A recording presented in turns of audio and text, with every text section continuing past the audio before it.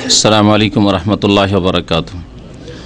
इन्नल हम्दुलिल्लाह नहमदुहु व नस्तईनुहु व नस्तगफिरुहु व नऊज़ु बिल्लाहि मिन शुरूरि अनफुसिना व मिन सय्यिआति अमालिना।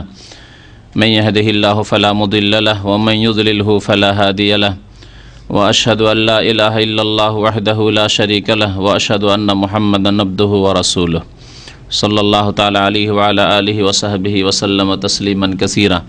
या अय्युहल्लज़ीना आमनु तक़ुल्लाहा हक़्क़ तुक़ातिहि व ला तमूतुन्ना इल्ला व अंतुम मुस्लिमून। या अय्युहन्नासु इत्तक़ू रब्बकुमुल्लज़ी ख़लक़कुम मिन नफ़्सिन वाहिदा व ख़लक़ मिन्हा ज़ौजहा व बस्स मिन्हुमा रिजालन कसीरन व निसाअ वत्तक़ुल्लाहल्लज़ी तसाअलून बिही वल अर्हम इन्नल्लाहा काना अलैकुम रक़ीबा।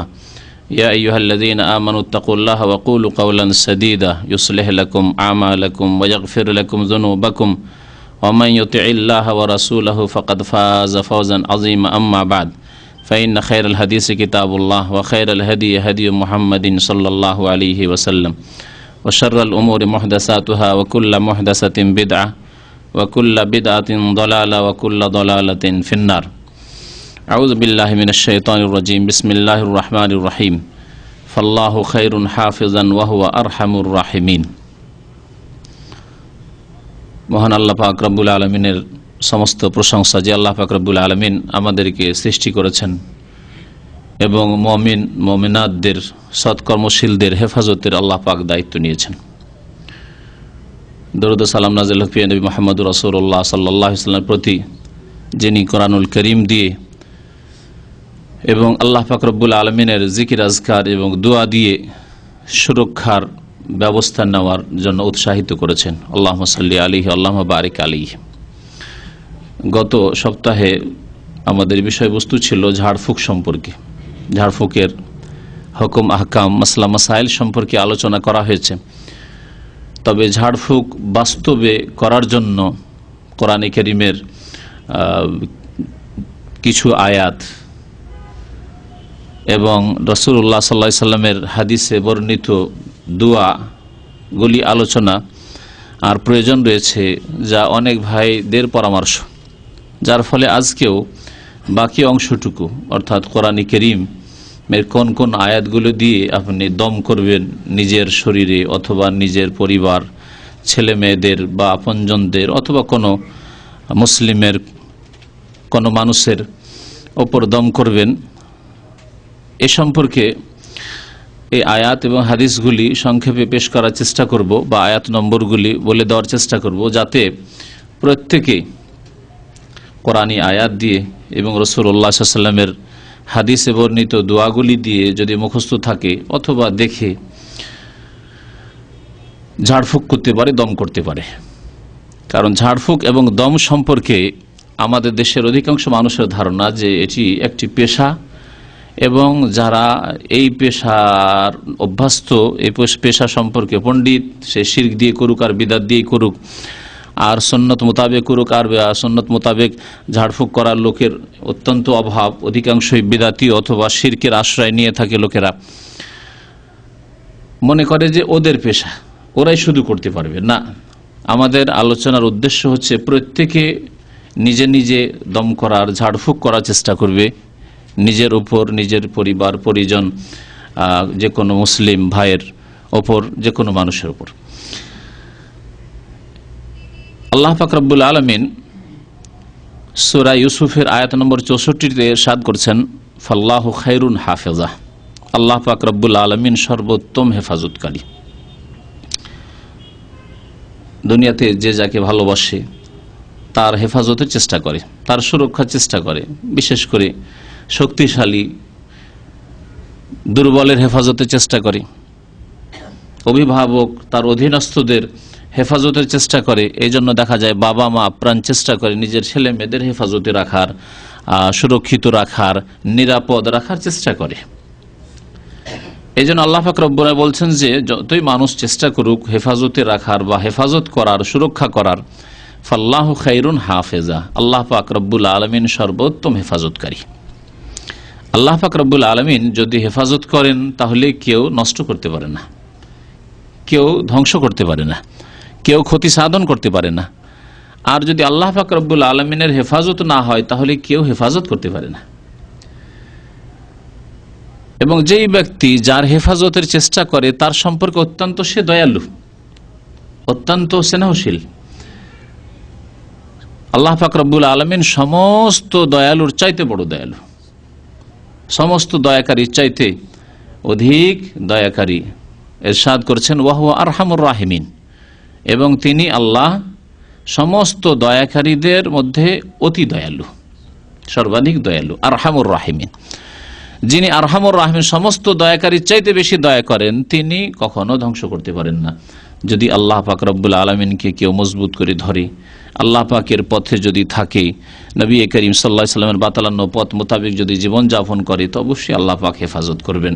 আল্লাহ পাক রব্বুল আলামিন যদি কখনো পরীক্ষা করেন, তো তার উত্তম প্রতিদান ইহজগতে দেবেন, অথবা পরজগতে দেবেন, অথবা উভয় জগতে ইনশাআল্লাহ তাআলা দেবেন। এই হচ্ছে আমাদের ঈমানি বিশ্বাস। তার সাথে আমাদের এক ঈমানি বিশ্বাস যে আল্লাহ পাক রব্বুল আলামিন প্রত্যেকের তকদির নির্ধারিত রেখেছেন, এবং আল্লাহ পাক রব্বুল আলামিন সবকিছুই জানেন। সুতরাং আমাদের তকদিরকে কেউ নষ্ট করতে পারে না, আমাদের তকদিরকে কেউ খারাপ করে দিতে পারে না। যেমন অনেকে বলে থাকে, আমার ভাগ্যটাকে ওই শত্রু খারাপ করে দিল, খুব ভালো ছিলাম আমি। এগুলি কথা ঈমান বিরোধী কথা এবং তকদিরের প্রতি বিশ্বাসের বিপরীত পরিপন্থী কথা।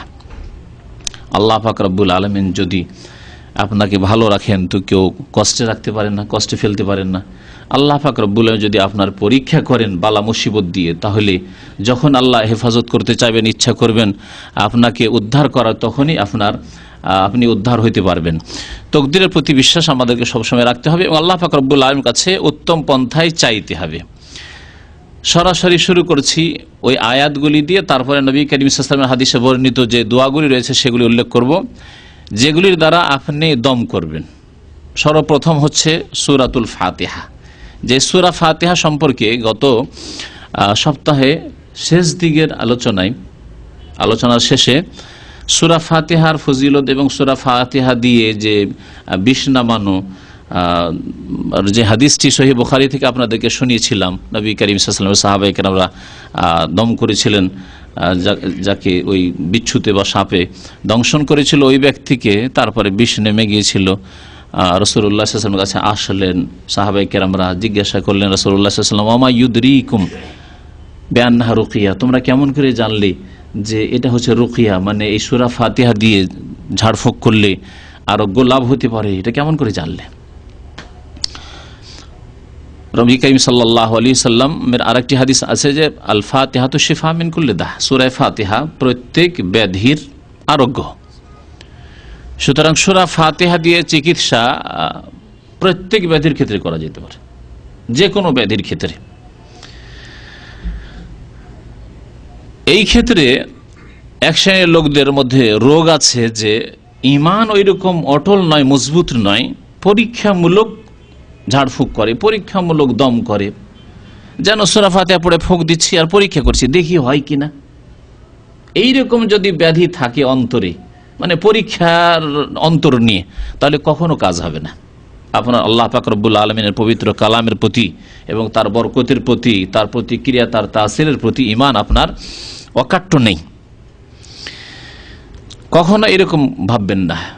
যারা এরকম করে, হয় কি ফুঁক দিচ্ছে দেখি হয় কি হয় না, 2 দিন 4 দিন ফুঁকটুক দিল, কারণ পরীক্ষামূলক ফুঁক দিচ্ছে, হলো না তখন সে ডাক্তারের আশ্রয় নিচ্ছে, অথবা সে এখন চেক আপ শুরু করলো, অথবা যারা শিরক বিদআত করে তখন তাদের আশ্রয় নিচ্ছে।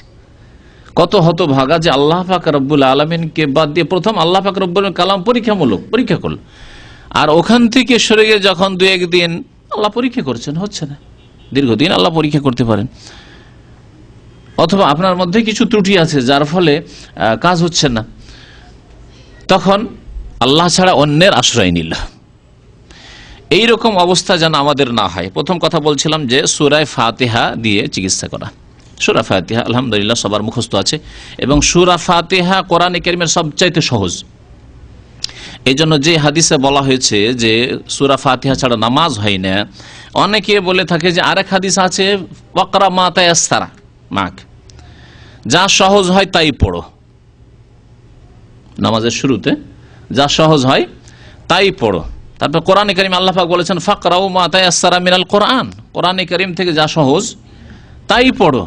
এটাকে অনেক মযহাবপন্থী গোঁড়ারা দলিলে পেশ করে যে আল্লাহ বলেছেন যা সহজ কোরআন থেকে তাই পড়ো, সুতরাং কোরআনের কিছু অংশ পড়া নামাজে ফরজ, কোরআনের কিছু অংশ পড়া ফরজ, আর বাকি সূরা ফাতিহা না ফরজ নাই, ওটা সূরা ফাতিহা না পড়লে, এমনকি ইমাম না পড়লেও নামাজ তাদের হয়ে যায়, বলছে ওয়াজিব, ওটা 3টে আয়াত পড়লেই হয় কোনো জায়গা থেকে। এই মযহাব ভুল মযহাব, এই মত একেবারে ভুল। কারণ নবী করিম সাল্লাল্লাহু আলাইহি ওয়াসাল্লাম জীবনে একবারও এক ওয়াক্ত সূরা ফাতিহা ছাড়া নামাজ পড়েননি। এটি স্পষ্ট প্রমাণ যে সূরা ফাতিহা ছাড়া নামাজ হয় না। কত গুরুত্বপূর্ণ এই সূরা ফাতিহা, যে সূরা ফাতিহা যদি এক রাকাতে না পড়েন আপনি, তাহলেও নামাজ হবে না। বলছিলাম যে সূরা ফাতিহা এর উত্তর, যে আল্লাহ বলেছেন ফাকরাউ মা তায়াসসারা মাকা মিনাল কোরআন, ফাকরাউ মা তায়াসসারা মিনাল কোরআন, যা সহজ তাই পড়ো। যা সহজ তাই পড়ো মানেই হচ্ছে সূরা ফাতিহা। যা সহজ তাই পড়ো মানে সূরা ইখলাস না, সূরা ফালাক না, আর অন্য কোন সূরা না, যে একটা লোকের সূরা কাউসার মুখস্থ আছে সেই জন্য তার জন্য সহজ না। সূরা ফাতিহা সবচেয়ে সহজ কোরআনে কারীমের। এই জন্য একজন অমুসলিম যখন মুসলিম হয়, প্রথম আমরা সূরা ফাতিহা মুখস্থ করাই তাকে, এবং খুব সহজে সূরা ফাতিহা তার আগে মুখস্থ হয়, তারপরে অন্য কিছু মুখস্থ হয়। সূরা ফাতিহা কি উদ্দেশ্য করা হয়েছে ফাকরাউ মা তায়াসসারা বলে, যা সহজ তাই পড়ো মানে সূরা ফাতিহা পড়ো, তাই নামাজ হবে। তো সূরা ফাতিহা দিয়ে চিকিৎসা করা নবী করিম সাল্লাল্লাহু আলাইহি সাল্লামের সুন্নাত, সাহাবায়ে কেরামদের সুন্নাত। তারপরে চিকিৎসার জন্য আয়াত পড়েন সূরা বাকারার শুরু থেকে, প্রথম আয়াত থেকে পঞ্চম আয়াত পর্যন্ত। আল্লাহ পাক রব্বুল বলেছেন আলিফ লাম মিম যালিকাল কিতাবু লা রাইবা ফীহি হুদাল লিল মুত্তাকিন, এখান থেকে শুরু করে উলাইকা আলা হুদাম মির রাব্বিহিম ওয়া উলাইকা হুমুল মুফলিহুন পর্যন্ত। এই পর্যন্ত সূরা বাকারা পড়ে চিকিৎসা করা। সূরা বাকারা সম্পর্কে একটি হাদিস আর শুনিয়ে দিই। সূরা বাকারা এমন একটি সূরা, যেই সূরা যেই বাড়িতে যেই ঘরে পড়া হবে সেই ঘরে শয়তান বসবাস করতে পারে না। আর সাধারণত জিনে ধরা, মৃগীর রোগ, জিনে ধরা, তারপরে আপনার জাদু টোনা যে হয়ে থাকে, এগুলি সবগুলি জিন শয়তান দিয়ে হয়ে থাকে, সবগুলি জিন শয়তান দিয়ে হয়ে থাকে। জাদু হতেই পারে না জিন ব্যবহার না করলে। জিনের সেবা গ্রহণ করে জাদুকর জাদু করে, শিরক কুফরি করে, জিনের সাহায্য নেই, তারপরে জাদু করে থাকে।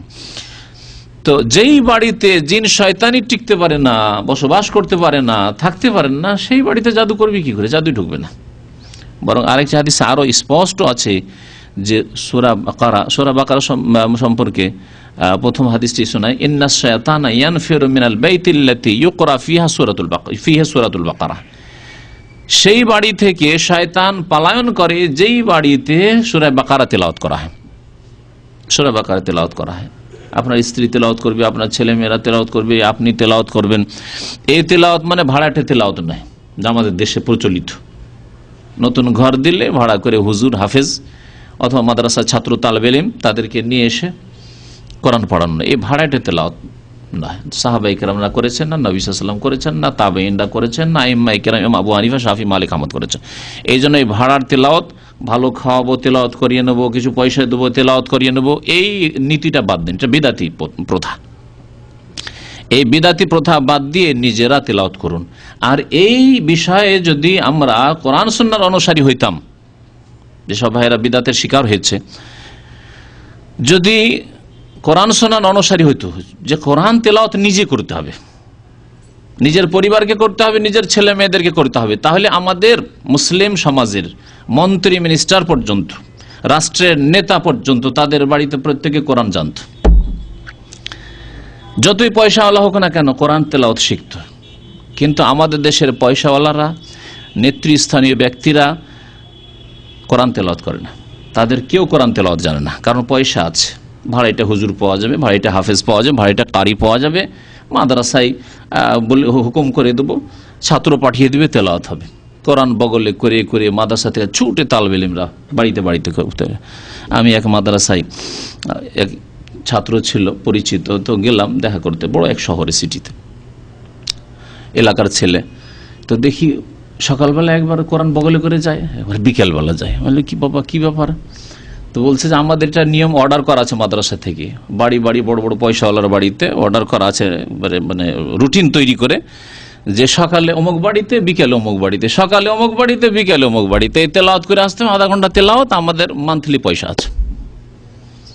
সুবহানাল্লাহ, পেটের ব্যবসা বানিয়ে নিয়েছে। এই কোরআন তেলাওয়াতকে ইবাদত নয়, কোরআন তেলাওয়াত প্রত্যেক অক্ষরে অক্ষরে যে 10 নেকি, এই ইবাদত হারিয়ে গেছে, পেটের ব্যবসায় পরিণত হয়েছে। এই জন্য আল্লাহ পাক কোরআন নাযিল করেননি। কোরআন তেলাওয়াত নিজেরা করতে হবে। যেই বাড়িতে কোরআন তেলাওয়াত হবে সেই বাড়িতে শয়তান ইয়ানফুরু, থাকতেই পারে না, পালাতেই হবে শয়তানকে সেখান থেকে। আরেকটি হাদিসে রয়েছে যে ওয়ালা ইয়াস্তাতিউ আল বাতালা, যদি সূরা বাকারা পাঠ করা হয় কোনো বাড়িতে, তাহলে সেই বাড়িতে জাদুকর কোন রকমের ক্ষমতা দেখাতে পারবে না।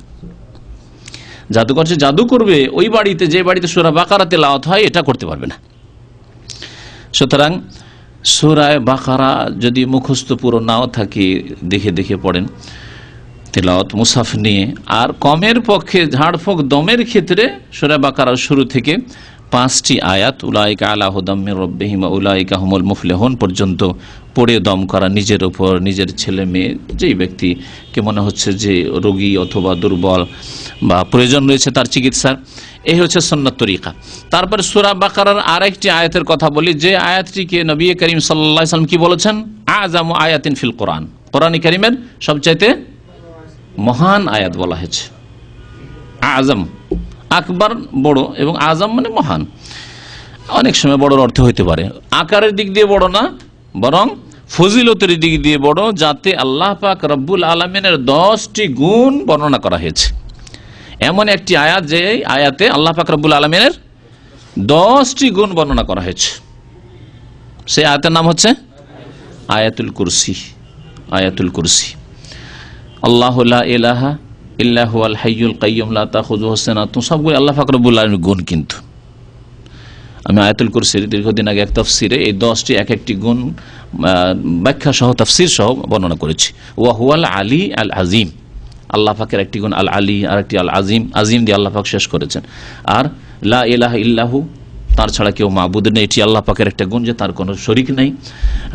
আল হাই, আল কাইয়্যুম, লা তাখুযুহু সিনা, তাকে তন্দ্রা স্পর্শ করে না, ওয়ালা নম, ঘুম স্পর্শ করে না, লাহু মাফিস সামাওয়াতি ওয়া মাফিল আরদ, মান যাল্লাযী ইয়াশফাউ ইনদাহু ইল্লা বিইযনিহি, ইয়ালামু মা বাইনা আইদিহিম ওয়া মা খালফাহুম ওয়া লা ইউহীতুনা বিশাইইন মিন ইলমিহি ইল্লা বিমা শাআ, ওয়াসি'a কুরসিয়ুহুস সামাওয়াতি ওয়াল আরদ ওয়া লা ইয়াউদুহু হিফযুহুমা ওয়া হুয়াল আলিয়্যুল আযীম। 10টি গুণ আল্লাহ পাক রব্বুল আলামিনের এই আয়াতুল কুরসিতে বয়ান করা হয়েছে। আয়াতুল কুরসি এই আয়াতের নাম এই জন্য যে এই আয়াতে আল্লাহ পাকের কুরসির কথা উল্লেখ করা হয়েছে। ওয়াসিয়া কুরসিয়ুহুস সামাওয়াতি ওয়াল আরদ, আল্লাহ পাক রব্বুল আলামিন যে কুরসি রয়েছে আসমান এবং জমিনকে ঘিরে রেখেছে। ওয়াসিয়া, আল্লাহ পাক রব্বুল আলামিনের কুরসি মানে ভাববেন না যে কোন সৃষ্টির কুরসি, কোন মন্ত্রিসভা, এরকম না। আল্লাহ পাক রব্বুল আলামিনের কুরসি যদি আসমান জমিন সবকিছুকে ঘিরে আছে, আসমানের দিকে তাকালে সারা পৃথিবী ঘুরে চলে আসেন, আসমান একই রকম, আসমান আর আসমান, যতই চলে যাচ্ছেন আসমান শেষ হচ্ছে, যতই চলে যাচ্ছেন সারা পৃথিবী ঘুরে যেখান থেকে শুরু করেছিলেন সফর, সেখানে আবার ফিরে চলে আসেন, আসমান চারিদিকে আসমানে আসমান দেখছেন, সমস্ত 7 আসমানকে এই কুরসি ওয়াসিয়া ঘিরে আছে, পরিব্যাপ্ত। সুতরাং আল্লাহ পাক রব্বুল আলমিনের কুদরত, আল্লাহ পাক রব্বুল আলমিনের ক্ষমতা, আল্লাহ পাক রব্বুল আলমিনের জ্ঞান, আল্লাহ পাক রব্বুল আলমিনের গুণাবলী কে আমরা একেবারে সংকীর্ণ নজর নিয়ে এবং সীমিত চিন্তাধারা নিয়ে আমরা না চিন্তা করব, না ওইরকম আমাদের ইমানের সংকীর্ণতা থাকবে। আল্লাহ পাক রব্বুল আলমিনের কুদরত অসীম, আল্লাহ পাক রব্বুল আলমিনের পাকড়াও খুব শক্ত, আল্লাহ পাক রব্বুল আলমিনের ইচ্ছাই সব কিছুই হচ্ছে। সুতরাং আল্লাহ পাক রব্বুল আলমকে কেমন ভয় করতে হবে তা চিন্তা করুন। 3.5 হাতের একটা মানুষ, তার হাতে 5 বছরের ক্ষমতা এসেছে, যার ফলে এত ভয় তাকে বলে এবং তার হুকুম আহকাম বলে, বিধান বলে যে তার যদি হুকুম হয়ে যায় তো আমাকে ফাঁসিতে ঝুলিয়ে যেতে হইতে পারে, সুতরাং কিছু বলা যাবে না, চুপ থাকো বাবা। এত যদি ভয় হয় 3.5 হাতের মানুষকে আপনার মতোই, তাহলে এইরকম 3.5 হাতের কোটি কোটি মানুষকে শুধু নয় সমস্ত মখলুকাতকে আল্লাহ পাক যিনি সৃষ্টি করেছেন তাকে কত ভয় করা উচিত। এই জন্য আল্লাহ পাক বলেছেন যে ইন্নামা ইয়াখশাল্লাহ মিন ইবাদিহিল উলামা, যার যত বেশি দিন সম্পর্কে জ্ঞান হবে তত বেশি আল্লাহকে ভয় করবে। যার যত বেশি আল্লাহ সম্পর্কে, আল্লাহর গুণাবলী সম্পর্কে জ্ঞান থাকবে, তত বেশি আল্লাহকে ভয় করবে। আর আপনি যদি মনে করেন যে রাষ্ট্রীয় ক্ষমতায় আছে, যে তাকে ভয় করতে হবে, কারণ না ভয় করলে ঠিক আছে আপন জায়গায়, যদি কারো অনিষ্ট বলে আপনার আশঙ্কা থাকে, কিন্তু এমন ভয় করেন কিন্তু সামান্য আল্লাহ পাককে ভয় করেন না, কারণ আল্লাহ পাকের রব্বুল প্রতি ঈমান, আল্লাহ পাকের কুদরত, এসব কথা আপনার নজরে না, আপনার ব্রেনও নেই। কিন্তু আপনার ব্রেনে, আপনার নজরের সামনে এই দুনিয়ার ক্ষমতা এত বসে গেছে যে বাবা যদি সামান্য কিছু এদিক ওদিক হয় তো খবর আছে, এই জন্য এত ভয় করছেন আপনি। ঈমানকে মজবুত করতে হবে ইলম এবং আমলের মাধ্যমে। যত ইলম মজবুত হবে তত বেশি আল্লাহকে ভয় হবে। এটি হচ্ছে কোরআনে কারীমের কথা। তারপরে এই আয়াতুল কুরসির পরে আর দুটি আয়াত আছে সূরা বাকারায়। সেই আয়াতগুলি হচ্ছে শেষের দুই আয়াত। আর যদি 3 আয়াত পড়ে তো ভালো কথা। 2 আয়াতের কথা সহিহ বুখারীতে রয়েছে। 3 আয়াত যদি তার সাথে লাগিয়ে নেয়, যেন আমাদের দেশে ওই রুকু, কোরআনে কারীমের রুকু আছে, আমাদের দেশে মানুষ রুকুটা ভালো বুঝে। কোরআনে কারীমের লিল্লাহি মা ফিস সামাওয়াতি ওয়া মা ফিল আরদি ওয়া ইন তুবদু মা ফি আনফুসিকুম, এখান থেকে শুরু করলে 3 আয়াত হয়। আর যদি আমানা রাসূল থেকে শুরু করা হয় তাহলে 2 আয়াত হয়।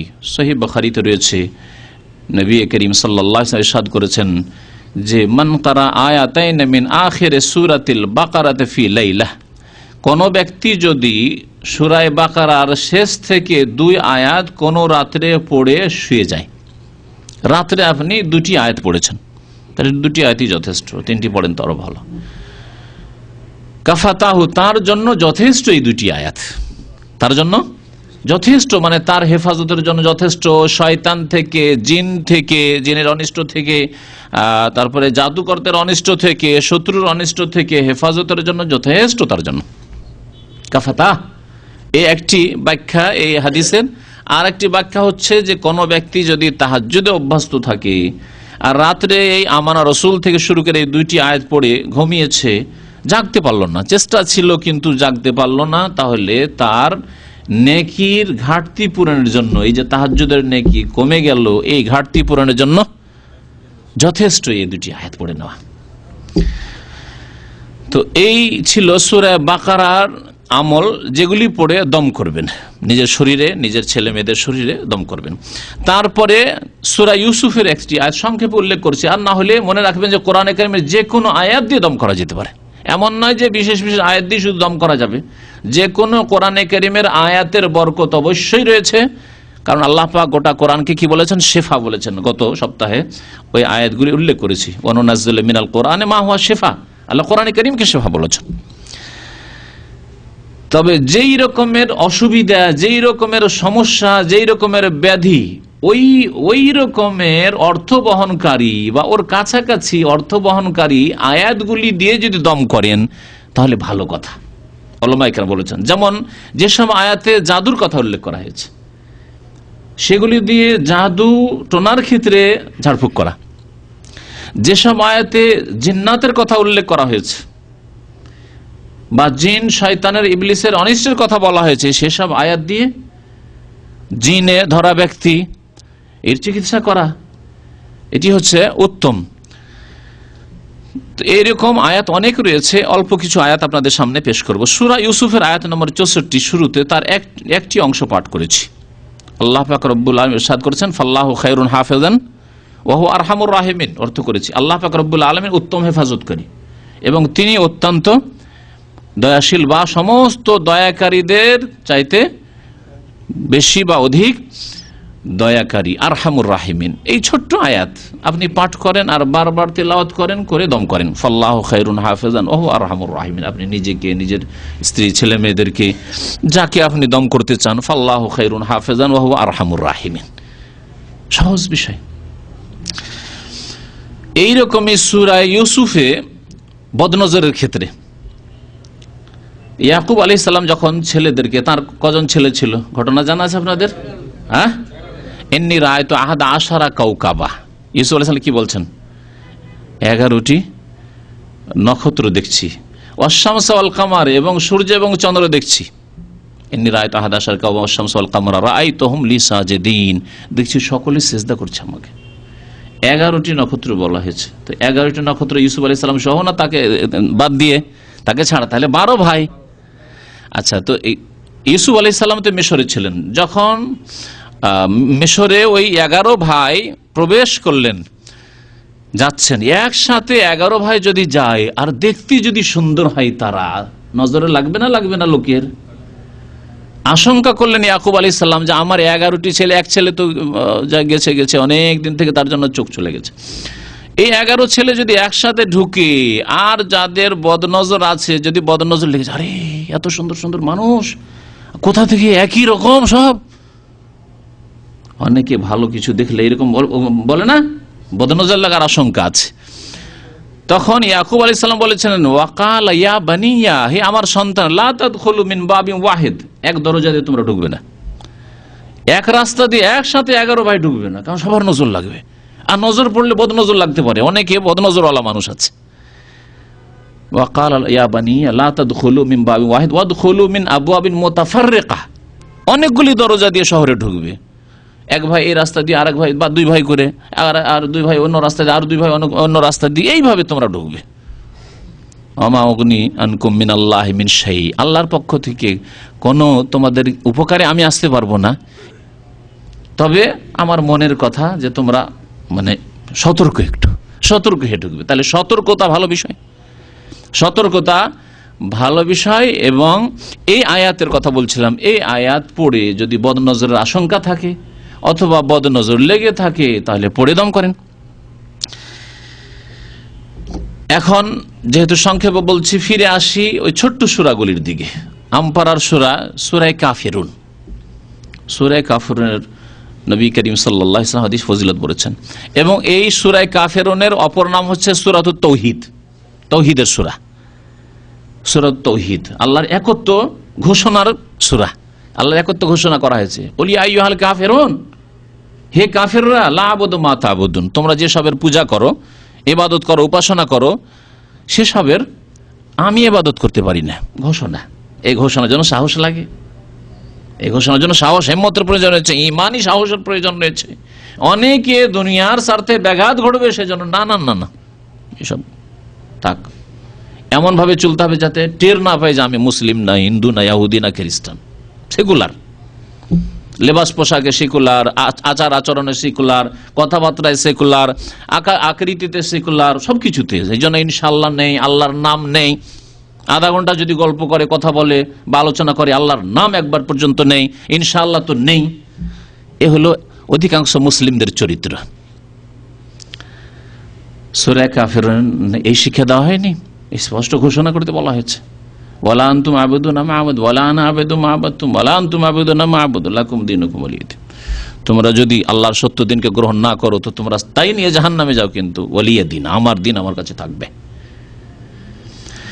তো সূরা কাফিরুন দিয়ে দম করা এই হচ্ছে শরীয়ত সম্মত, এবং আপনারা ছেলে মেয়েদেরকে দম করার চেষ্টা করবেন। এছাড়া সূরায় তারপরে আরেকটি তাওহীদের সূরা হচ্ছে সূরাতুল ইখলাস, সূরা ইখলাস দিয়ে দম করা, কুল হুয়াল্লাহু আহাদ আল্লাহুস সামাদ লাম ইয়ালিদ ওয়া লাম ইউলাদ ওয়া লাম ইয়াকুল লাহু কুফুয়ান আহাদ। এতে আল্লাহ পাক রব্বুল আলামিন গুনাবলী উল্লেখ করা হয়েছে।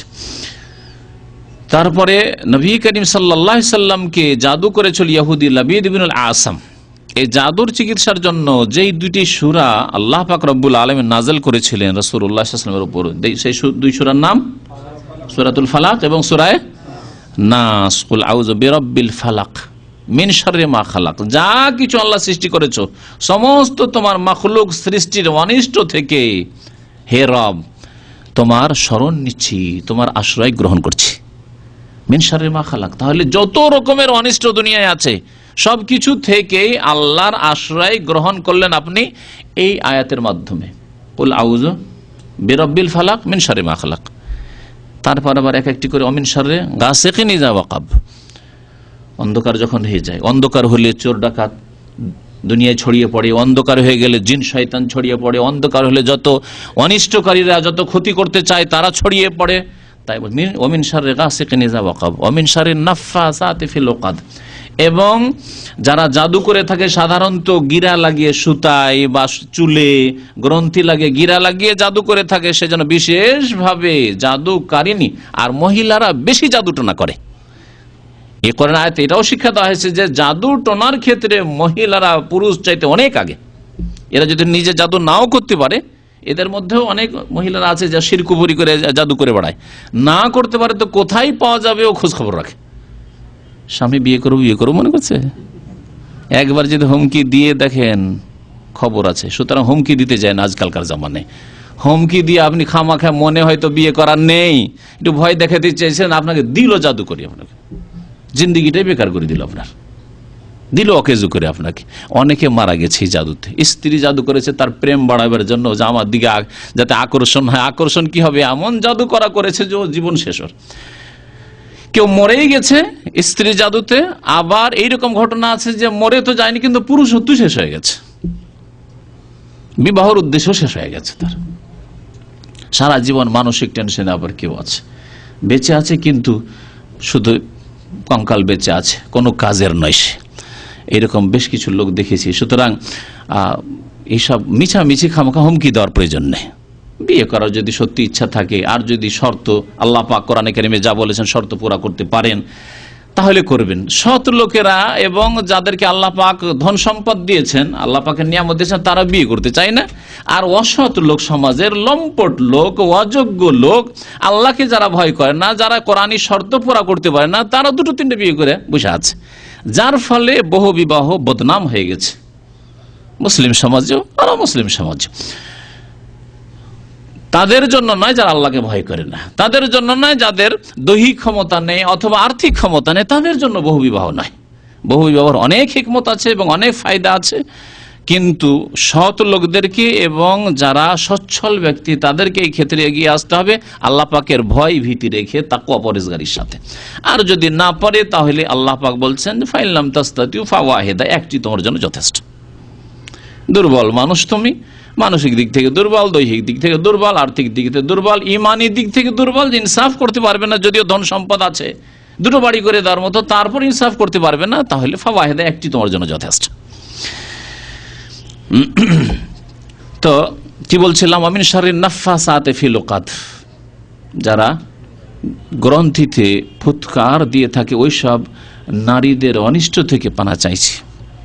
আমিন শাররি হাসিদিন ইজা হাসাদ, এবং হিংসুকের হিংসার অনিষ্ট থেকে যখন যখন হিংসা করে। এতে থেকে কি উদ্দেশ্য করা হয়েছে, বদনজর যাদের লাগে তাদেরকে উদ্দেশ্য করা হয়েছে, যে আল্লাহ কেউ যদি তার হিংসুটে নজর নিয়ে বদনজর লাগাতে চায় বা কারো বদনজর লাগে, তার বদনজর থেকে আমি তোমার শরণ নিচ্ছি, তোমার পানা চাইছি, আল্লাহ তুমি হেফাজতে রাখি। তাহলে সূরা ফালাক কত গুরুত্বপূর্ণ। সমস্ত মাখলুকের অনিষ্ট থেকে, তারপর জাদুর অনিষ্ট থেকে, বদনজরের অনিষ্ট থেকে, এ সমস্ত থেকে আল্লাহ পাকের আশ্রয় কামনা করা হয়েছে।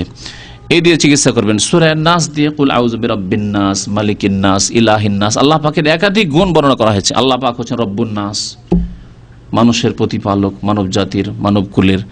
মালিকিন নাস, তিনি সমস্ত মানুষের, আল্লাহ পাক রব্বুল মালিক, অধিপতি। তারপরে আল্লাহ পাক বলছেন ইলাহিন নাস, তিনি সমস্ত মানুষের মাবুদ, সে আল্লাহ পাকের ইবাদত করুক আর নাই করুক, কিন্তু আল্লাহ পাক রব্বুল আলামিনের যে নীতিমালা রয়েছে মানুষের সৃষ্টির ক্ষেত্রে, তার ব্যতিক্রম সে ঘটাতে পারে না। আল্লাহ পাক চোখ দিয়ে দেখার জন্য সৃষ্টি করেছেন। কেউ যদি বলে আমি আল্লাহ পাকের ইবাদত করি না, আল্লাহ পাককে বিশ্বাস করি না, সুতরাং আমি চোখ দিয়ে দেখব না, পারবে? এই জন্য আল্লাহ পাক রব্বুল কোরআন কারীমের কিছু আয়াতে বলেছেন যে মানুষ এবং আসমান জমিনে যা কিছু আছে ইচ্ছা করে হোক আর অনিচ্ছাকৃত হোক আল্লাহকে সিজদা করে।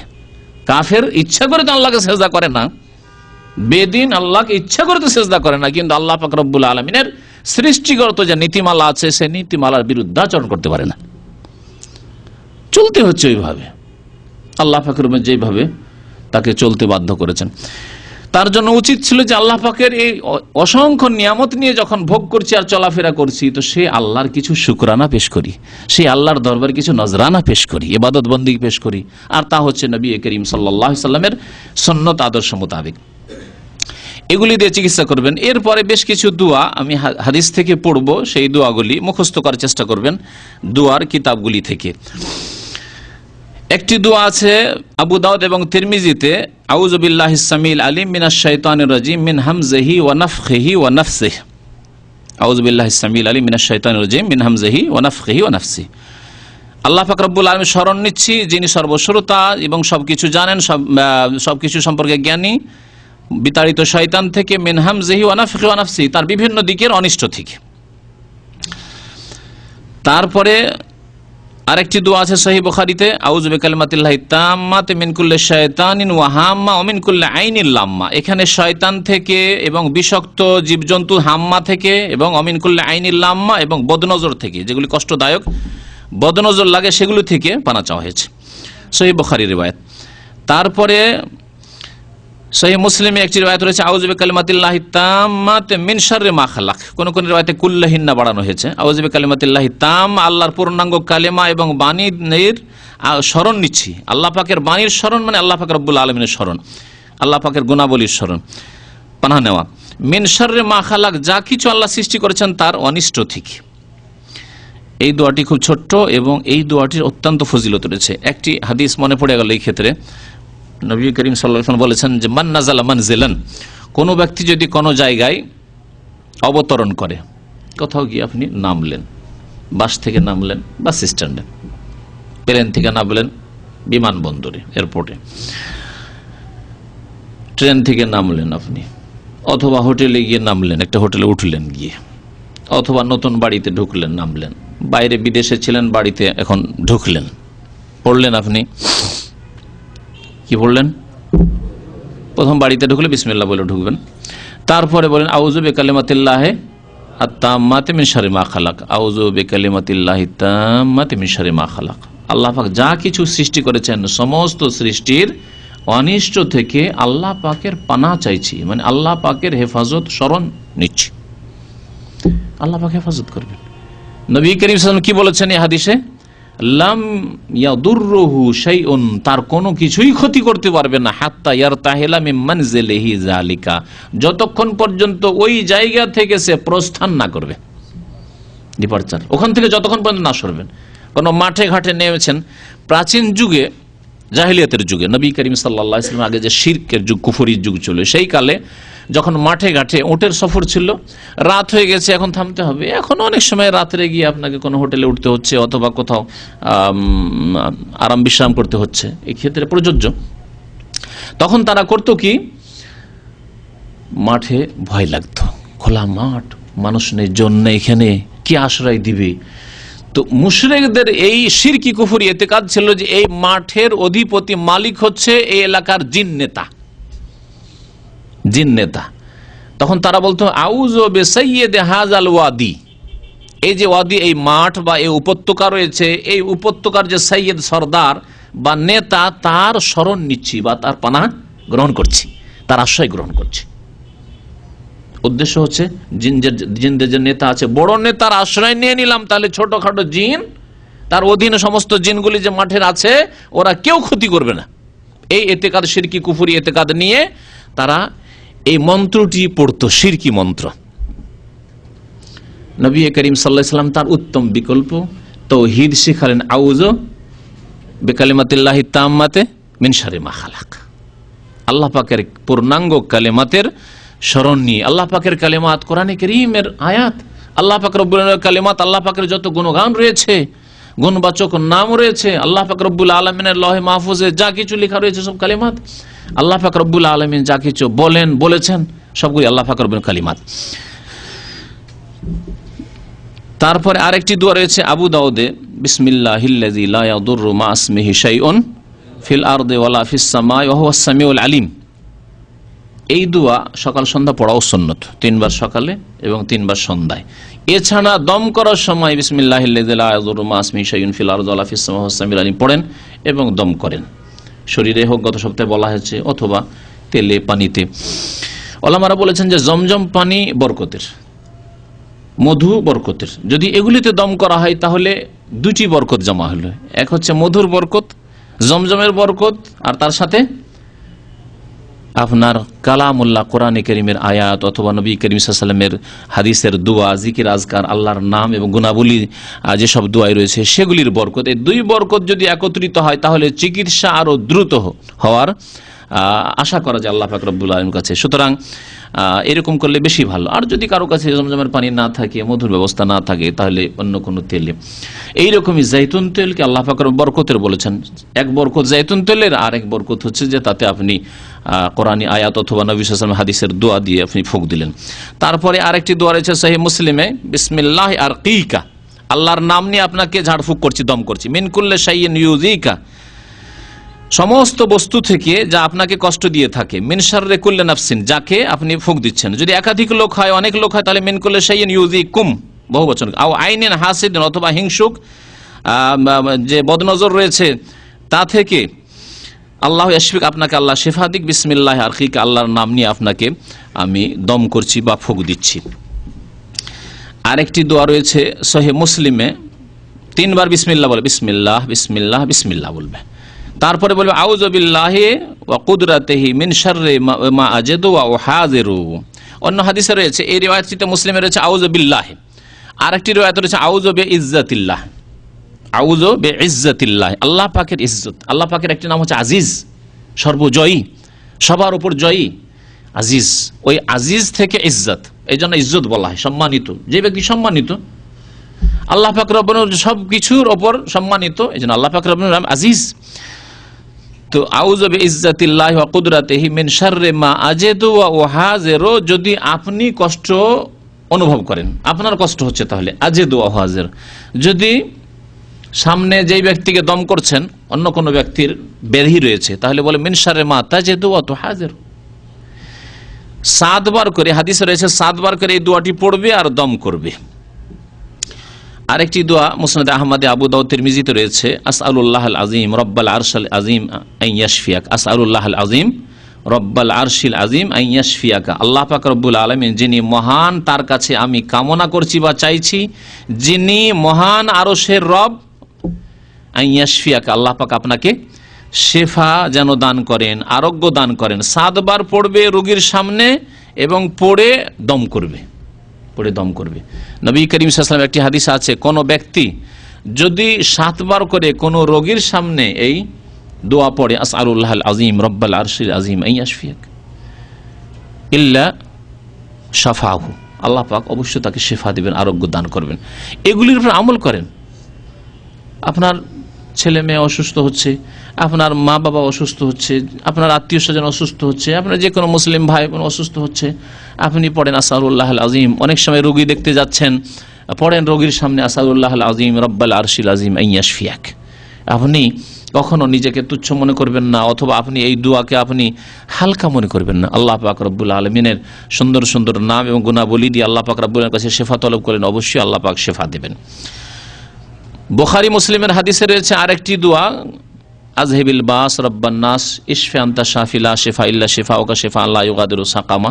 গত সপ্তাহে এই দোয়া উল্লেখ করা হয়েছে।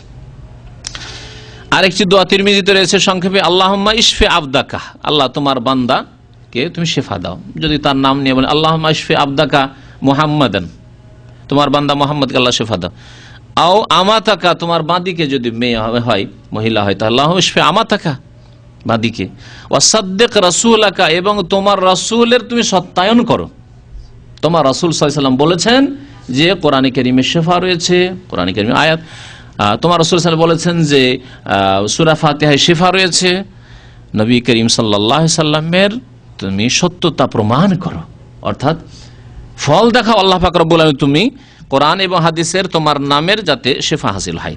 মুসনাদ আহমদ এবং মুস্তাদরাক হাকিমে একটি দোয়া রয়েছে, আল্লাহুম্মা বারিক আলাইহি, কোন রোগী সম্পর্কে বলেন আল্লাহ তুমি তাতে বরকত দাও। আযহিব আনহু হাররাল আইনি, বদনজরের যে অনিষ্ট রয়েছে তা তুমি দূর করো।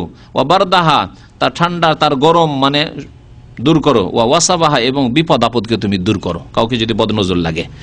তো এই দোয়া পড়ে বদনজরের ক্ষেত্রে ফুঁক দেওয়া যেতে পারে। আরেকটি দোয়া যা এখানে আপনারা যারা বেতর পড়েছেন ইমামদের পিছনে, তারা বেশি বেশি ওই রমজান মাসে পড়ে থাকে, আল্লাহুম্মা ইন্না নাসআলুকা মিন খাইরি মা সাআলাকা মিনহু নাবিয়ুকা মুহাম্মাদুন সাল্লাল্লাহু আলাইহি ওয়াসাল্লাম ওয়া নাউযু বিকা মিন শাররি মা ইসতাআযা মিনহু নাবিয়ুকা মুহাম্মাদুন সাল্লাল্লাহু আলাইহি ওয়াসাল্লাম। অর্থ কি, হে আল্লাহ তোমার নবী মুহাম্মদ সাল্লাল্লাহু আলাইহি ওয়াসাল্লাম যেসব কল্যাণ কামনা করেছেন সেই কল্যাণ আমি কামনা করি। তাহলে কত ব্যাপক দোয়া, চিন্তা করুন তো। নবী সাল্লাল্লাহু আলাইহি ওয়াসাল্লাম তার জিন্দেগিতে কত দোয়া করেছেন এবং কত রকম দোয়া করেছেন। সমস্ত দোয়া আপনি একটি দোয়াতেই শামিল করলেন। কিভাবে? আল্লাহুম্মা ইন্না নাসআলুকা মিন খায়রি মা সাআলাকা মিনহু নাবিয়ুকা মুহাম্মাদুন সাল্লাল্লাহু আলাইহি ওয়াসাল্লাম, তোমার নবী মুহাম্মদ সাল্লাল্লাহু আলাইহি ওয়াসাল্লাম যত কল্যাণ আল্লাহ তোমার কাছ থেকে চেয়েছেন এই সমস্ত কল্যাণ আমিও কামনা করি। এক কথাই নবী যা দোয়া করেছেন সবগুলি দোয়া আল্লাহ তোমার কাছে আমি করি। নবী করিম সাল্লাল্লাহু আলাইহি ওয়াসাল্লাম জাদুর চিকিৎসা কামনা করেছেন। নবী করিম সাল্লাল্লাহু আলাইহি ওয়াসাল্লাম শয়তান, জিন, মানুষ, শয়তান সমস্ত অনিষ্ট, সমস্ত সৃষ্টির অনিষ্ট থেকে পানাহ চেয়েছেন। আল্লাহ তোমার কাছে আমিও তা থেকে পানাহ চাই। যা কিছু কামনা করেছেন কামনা করি। ওয়া নাউযু বিকা মিন শাররি মাস্তাআযা মিনহু নাবিয়্যুকা মুহাম্মাদুন সাল্লাল্লাহু আলাইহি ওয়াসাল্লাম, এবং নবী করিম সাল্লাল্লাহু আলাইহি ওয়াসাল্লাম যেসব জিনিস থেকে পানাহ চেয়েছেন, যেসবের অনিষ্ট থেকে আল্লাহ তোমার আশ্রয় গ্রহণ করেছেন, তা থেকে আমিও তোমার আশ্রয় গ্রহণ করি। তারপরে ওয়া আনতাল মুস্তাআন, আল্লাহ তোমার কাছেই সাহায্য কামনা করি। ওয়া আলাইকাল বালাগ, এবং তোমার পর্যন্তই আল্লাহ পাক রব্বুল আলামিন আমার অ্যাপ্রোচ, তোমার ছাড়া আর আমার কোনো উপায় নেই। এবং ওয়ালা হাওলা ওয়ালা কুওয়াতা ইল্লা বিল্লাহ, লা হাওলা ওয়ালা কুওয়াতা ইল্লা বিল্লাহর বড়ই ফজিলত রয়েছে বিভিন্ন হাদিসে। নবী করিম সাল্লাল্লাহু আলাইহি ওয়াসাল্লামের তিরমিজির হাদিস, এই দোয়া পড়ে ফুঁক দেবেন। আরেকটি দোয়া বুখারী মুসলিমে রয়েছে। এই দোয়া অত্যন্ত গুরুত্বপূর্ণ। আল্লাহ পাকের রব্বুল তাওহীদ এবং আল্লাহ পাকের গুণাবলী, লা ইলাহা ইল্লাল্লাহুল আযীমুল হালিম, কালিমা তো আছে লা ইলাহা ইল্লাল্লাহ, তার সাথে আল্লাহ পাকের নাম হচ্ছে আল আজিম আল হালিম। লা ইলাহা ইল্লাল্লাহু রাব্বুল আরশিল কারীম, লা ইলাহা ইল্লাল্লাহু রাব্বুস সামাওয়াতি ওয়াল আরদি ওয়া রাব্বুল আরশিল কারীম। এই দোয়া বারবার পড়ে দম করা নবী করিম সাল্লাল্লাহু আলাইহি সাল্লামের সুন্নাত এবং সহিহ বুখারী মুসলিমের রিওয়ায়াত। আর একটি দোয়া আপনাদেরকে শোনাই, মুসনাদ আহমদে আবু দাউদে রয়েছে। নবী করিম সাল্লাল্লাহু আলাইহি সাল্লাম এই দোয়া পড়তে, রব্বানাল্লাযী ফিস সামায়ে তাকাদ্দাসা ইসমুকা, আমাদের রব যিনি আকাশে রয়েছেন, আকাশের উপরে রয়েছেন। তা আল্লাহ পাক কোথায় রয়েছেন? আকাশে রয়েছেন। কিন্তু বিদাতীদের আকীদা সর্বত্র বিরাজমান। দোয়াটাও যদি অর্থ বুঝে পড়তো, না কোরআনের অর্থের উপর আমল করে, না দুয়ারি অর্থের উপর আমল করে। সর্বত্র বিরাজমান, সব কিছুতেই বিরাজমান। মাসিক মদিনার ওই পাতাটা আমার ড্রয়ারে এখনো রাখা আছে, কপি নয়, আসল কপি কোনো ভাই মনে হয় ছিঁড়ে নিয়ে এসে দিয়েছিল, এখনো রাখা আছে। কদিন আগে দিয়েছি, অনেক বছর, 7-8 বছর 10 বছর থেকে রাখা আছে। তো কদিন আগে নজরে পড়লো, তাতে এই কথাটি লিখেছে। প্রশ্ন উত্তরে জিজ্ঞাসা করেছে একজন, বিশা থেকে, সৌদি আরবের বিশা শহর থেকে জিজ্ঞাসা করেছে যে আল্লাহ পাক রব্বুল আলামিন নাকি আরো আজিমে রয়েছেন, এরকম কথাবার্তা এখানে শুনছি, আল্লাহ পাকের নাকি আকার আছে শুনছি, তো কেমন কথা? জবাব দিচ্ছেন মাসিক মদিনার সম্পাদক এবং তার মুফতিয়ানে কেরাম, যে যারা এসব কথা বলে তারা এরা বেদিন, অথবা এরা হচ্ছে ইসলামের শত্রুদের এজেন্ট, গুপ্ত এজেন্ট। আর ইসলামের নামে শিরকি কুফরি আকীদা বয়ান করছে, বরং আল্লাহ পাক নিরাকার এবং আল্লাহ পাক সর্বত্র বিরাজমান। দুটি কথা শিরকি কুফরি কথা। আল্লাহর আকার আছে, নিরাকার নন, এবং আল্লাহ পাক রব্বুল আলামিন সর্বত্র বিরাজমান নন, সবকিছু। আর তারপরে সর্বত্র শুধু না, বলছেন সর্বত্র বিরাজমান, সবকিছুতেই বিরাজমান। সবকিছু মানে কি? এটাও না। সবকিছু মানে টেবিলটা না, সবকিছু মানে আপনার শরীর, আপনার বডি না, সবকিছু মানে আপনার বিবি না। আরে কি লজ্জায় আপনার বিবির সাথে আপনি স্পর্শ করছেন আর মিলছেন আপনি। আল্লাহ পাক বিরাজমান। আচ্ছা, তাহলে কেউ যদি নিজের বিবিকে সেজদা করে, কোন মহিলা যদি নিজের স্বামীকে সেজদা করে, বলে সর্বত্র সবকিছুতেই যখন বিরাজমান, আমি আল্লাহকে নিয়ত করে সেজদা করছি তোমাকে, এটি তো হিন্দু মতবাদ, হিন্দু মতবাদ এটি। আর ওয়াহদাতুল ওজুদের সুফিবাদ হচ্ছে এই কুফরি। এটি যে কোনো কিছুকে সেজদা করে আল্লাহকে সেজদা করা হইলো, রামকে সেজদা করলো আল্লাহকে সেজদা করা হইলো, হরে কৃষ্ণকে সেজদা করলো আল্লাহকে সেজদা করা হইলো, কারণ সবকিছুতেই বিরাজমান। আউযুবিল্লাহ। এই যদি হয় ধর্মীয় পত্রিকার অবস্থা, তাহলে বাকি যেগুলি বেদিন পত্রিকা, সেগুলির কাছে আর কি আশা করা যেতে পারে? মুসলিম উম্মাহ তাদের কাছে আর কি আশা করতে পারে? তো নবী করিম সাল্লাল্লাহু আলাইহি ওয়াসাল্লামের দোয়া, রব্বানাল্লাযী ফিস সামায়ে, আমাদের রব যিনি আকাশে রয়েছেন, তাকাদ্দাসা ইসমুকা, হে আল্লাহ তোমার নাম অত্যন্ত পবিত্র, মুকাদ্দাস। আমরুকা ফিস সামায়ে ওয়ালা, তোমার আদেশ নিষেধ আসমানে রয়েছে, জমিনে রয়েছে। কামা রাহমাতুকা ফিস সামায়ে, যেমন তোমার দয়া রয়েছে আসমানে। ফাজআল রাহমাতাকা ফিল আরজে, যেমন তোমার রহমত রয়েছে আকাশে, তেমনই তোমার রহমত দান করো জমিনে, মানে আমাদের রহম করো। ইগফির লানা হুবানা, আল্লাহ আমাদের গুনাহ মাফ করে দাও। ওয়া খাতায়ানা, আমাদের অপরাধগুলি গুনাহ, হৌবুন মানে গুনাহ, বড় গুনাহ, খাতা মানে গুনাহ। আনতা রব্বুত তাইয়্যিবিন, আল্লাহ তুমি ভালো মানুষদের, সৎ পবিত্রদের রব। আনজেল সবার রব, কিন্তু যেমন আমরা বলি যে এটা আমার ছেলে, ভালো ছেলেকে, তাই না? তো আল্লাহ পাক রব্বুল, এখানে রব্বুত তাইয়্যিবিন বলা হয়েছে, মানে আল্লাহ পাক রব্বুল আলামিন তাইয়্যিব লোকদেরকে, পবিত্র লোকদেরকে, ভালো মানুষ, সৎ লোকদেরকে ভালোবাসেন, সেজন্য রব্বুত তাইয়্যিবিন বলা হয়েছে। আনজিল রাহমাতাম মিন রাহমাতিক, আল্লাহ তোমার রহমত থেকে রহমত নাজিল করো আমাদের জন্য। ওয়া শিফা মিন শিফাকা, তোমার আরোগ্য থেকে আমাদের জন্য আরোগ্য নাজিল করো। আলা হাযাল ওয়াজা, এই ব্যাধির ওপর, যে ব্যাধি হয়েছে এটা পড়ে ফুঁক দেবে। ফায়াবরা, নবী করিম সাল্লাল্লাহু আলাইহি ওয়াসাল্লাম বলছেন যে সুস্থ হবে ইনশাআল্লাহ তাআলা। সালাসা মাররাত, 3 বার করে এই দোয়া পাঠ করে। মুসনাদ আহমদে রয়েছে, আবু দাউদে রয়েছে। তারপরে এই কিতাবের লেখক উল্লেখ করেছেন যে এই দোয়া গুলি দিয়ে দম করার সাথে সাথে দুরুদ ইব্রাহিমি দিয়ে যদি দম করে তো ভালো কথা। আরো দুরুদ ইব্রাহিমি পড়ে যদি দম করে তার সাথে, কারণ নবী করিম সাল্লাল্লাহু আলাইহি ওয়াসাল্লামের হাদিসে রয়েছে যে তোমরা দোয়াতে বেশি বেশি দুরুদ পড়ো। আর দম করা হচ্ছে দোয়া করা, দম করা হচ্ছে দোয়া করা। সুতরাং দোয়ার সাথে নবী সাল্লাল্লাহু আলাইহি ওয়াসাল্লামের উপর দুরুদ হওয়া বাঞ্ছনীয় এবং উত্তম জিনিস। এই জন্য আল্লাহুম্মা সাল্লি আলা মুহাম্মদ ওয়া আলা আলি মুহাম্মদ কামা সাল্লাইতা আলা ইব্রাহিম ওয়া আলা আলি ইব্রাহিম ইন্নাকা হামিদুম মাজিদ। আল্লাহুম্মা বারিক আলা মুহাম্মদ ওয়া আলা আলি মুহাম্মদ কামা বারাকতা আলা ইব্রাহিম ওয়া আলা আলি ইব্রাহিম ইন্নাকা হামিদুম মাজিদ। এই দুরুদ ইব্রাহিম পড়ে শেষ করবে। শুরুতে দুরুদ আল্লাহ পাকের প্রশংসা পরেই, আর শেষখানে দুরুদ পড়ে দম করা সমাপ্ত করবে, যাতে করি আল্লাহ পাক রব্বুল আলামিন দরবারে এই দোয়াগুলি, এই দমে যে দোয়াগুলি পড়লো, আয়াতগুলি পড়লো, সেগুলি কবুল হয় আল্লাহ পাকের দরবারে, আশা করা যাবে। তো এই হচ্ছে সুন্নত তরিকা। আল্লাহ পাক রব্বুল যেন আমাদেরকে সুন্নত মোতাবেক ঝাড়ফুঁকের তৌফিক দান করেন। সময় যদি থাকে তাহলে আর 2-4টি নীতিমালা শোনায় দম সম্পর্কে, ঝাড়ফুঁক সম্পর্কে। কোরআনে কারীমের আরও বহু আয়াত রয়েছে যেগুলি দিয়ে ঝাড়ফুঁক করা যেতে পারে। এই সম্পর্কে বললাম যে যেগুলি জিন সম্পর্কীয় আয়াত সেগুলি দিয়ে জিন, জাদু সম্পর্কীয় আয়াত সেগুলি দিয়ে জাদুর চিকিৎসা। ওয়াত্তাবা মা তাতুলু শায়াতিন আলা মুলকি সুলাইমান ওয়া মা কাফারা সুলাইমান ওয়ালাকিন্না শায়াতিনা কাফারু ইউআল্লিমুনা নাসা সিহর, এইগুলি আয়াত দিয়ে সিহরের চিকিৎসা করা। সূরা সাফফাতের প্রথম দিকের আয়াতগুলি দিয়ে জিন শয়তানের ক্ষেত্রে যে আয়াতগুলি আছে, দুহুরাম ওয়ালাহুম আযাবুন ওয়াসিব ইল্লা মান খাতিফাল খাতফাতা ফাআতবাহু শিহাবুন সাকিব, এগুলি দিয়ে দম করা। আশা করি আল্লাহ পাক রব্বুল আলামিন এতে আমাদের জন্য শেফা রেখেছেন, ইনশাআল্লাহ তাআলা শেফা দেবেন। এই দম সম্পর্কে কিছু আদব কায়দা এবং শর্ত আপনাদের সামনে তুলে ধরি। গত সপ্তাহে বলেছিলাম যে উলামাদের ইজমা, ঐক্যমত রয়েছে যে দম করার সময় 3টি শর্তের খেয়াল রাখতে হবে। একটি হচ্ছে আল্লাহর কালাম দিয়ে, কোরআনে কারীমের আয়াত দিয়ে হবে, যেমন বললাম, অথবা নবী করিম সাল্লাল্লাহু আলাইহি ওয়াসাল্লামের হাদিসে বর্ণিত আল্লাহ পাকের নাম, গুণাবলী সম্বলিত যে দোয়া এবং জিকির আজকার রয়েছে সেগুলি দিয়ে হবে। দ্বিতীয় শর্ত হচ্ছে সেটা আরবি ভাষায় হবে অথবা এমন ভাষায় হবে যেই ভাষা আপনি বুঝেন। সুতরাং বাঙালি মানুষ যদি চিকিৎসা করে হয় আরবি ভাষা দিয়ে হবে অথবা বাংলায় বোধগম্য শব্দ হবে। এমন না যে বঙ্কিম চ্যাটার্জির বাংলা যে কিছুই বুঝে না, এমন শক্ত বাংলা যে কিছুই বুঝে না, এর মতো বেদের মন্ত্রের মতো, না, চলবে না, যদিও তার নাম বাংলা হইতে পারে। অথবা কেরালা ভাষা, তামিল ভাষা দিয়ে আপনি চিকিৎসা করেন, তা চলবে না, কারণ আপনি বুঝেন না, হতে পারে এতে শিরক কুফরি আছে, বুঝেন না। এই জন্য এর উদাহরণ গত সপ্তাহে বেশ কিছু দিয়েছিলাম। ঝাড়ফুঁকের সময় যিনি দম করবেন এবং যাকে দম করা হবে, দুইজনেই এই ঈমান রাখবে যে ঝাড়ফুঁকের মধ্যে এই ক্ষমতা নেই যে প্রতিক্রিয়া করবে, বরং এই ক্ষমতা কিসের? বাল বিজাতিল্লাহ, তার আল্লাহ পাক রব্বুল আলামিন কুদরত। সুতরাং আল্লাহ পাক রব্বুল আলামিনের তাসিরের খেয়াল রাখতে হবে যে আল্লাহ পাকের কালাম পড়ছি, সুতরাং আল্লাহ পাক আরোগ্য দান করবেন ইনশাআল্লাহ তাআলা, এই খেয়াল রাখতে হবে।